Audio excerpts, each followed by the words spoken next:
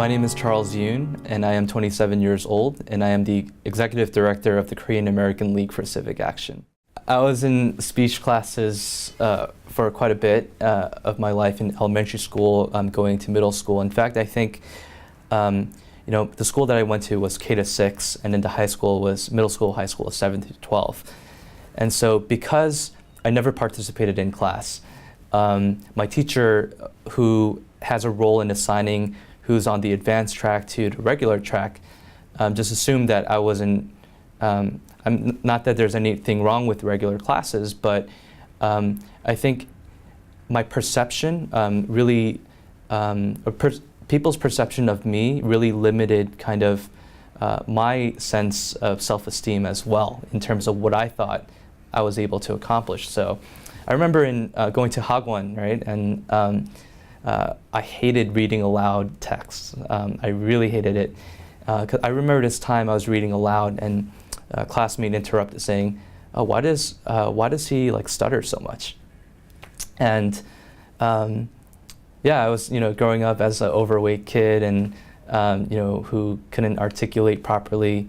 I just remember just countless hours of reading my social studies textbook aloud in front of my parents' bedroom mirror, and just listening to a lot of Bill Clinton and Winston Churchill speeches.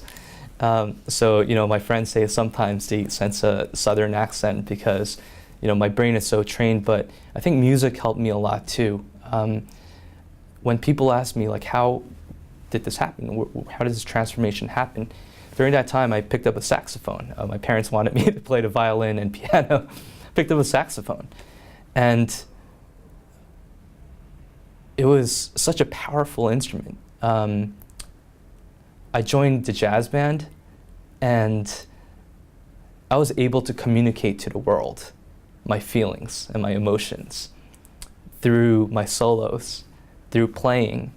And you give me a beat, and you give me the band just loops, and I just found this comfort all of a sudden, right? Where I'm standing in front of random people, being perfectly comfortable because I had my saxophone in my hand.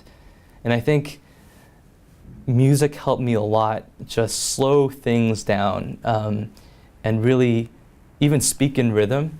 My friends joke that I sound like a textbook whenever I speak, which is kind of true because that's very like monotone or whatever it is. But yeah, I think just countless hours behind the scenes of just practicing, rehearsing, really brought me out of my shell and took me to a whole new level of comfort in speaking in front of people.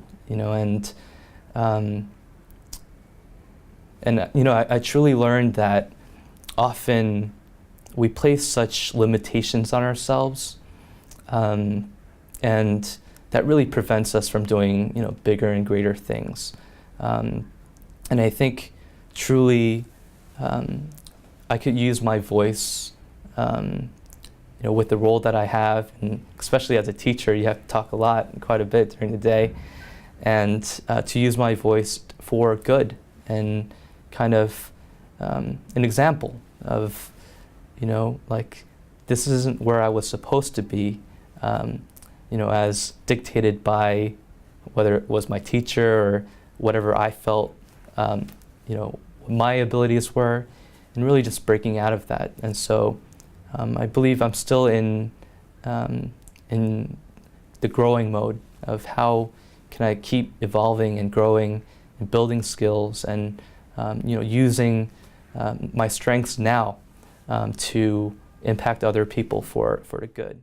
Growing up, everything was so me-centric, right? This world revolved around me and what I wanted to do and my accomplishments, making a lot of money, buying and you had this dream, which is kind of an illusion. And I think people often so chase that dream and they come up short.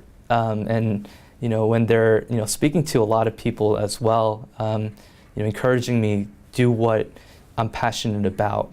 And I think also looking at my parents as well, they came in the early 80s. My dad with his 3 brothers, And my dad got his master's in international relations at St. John's, and at that point, they had $50 in their pocket, and then I have an older sister, 4 years older, and just seeing the sacrifice that my parents had to make, and kind of just this really like badass mentality that a lot of first-generation immigrants had.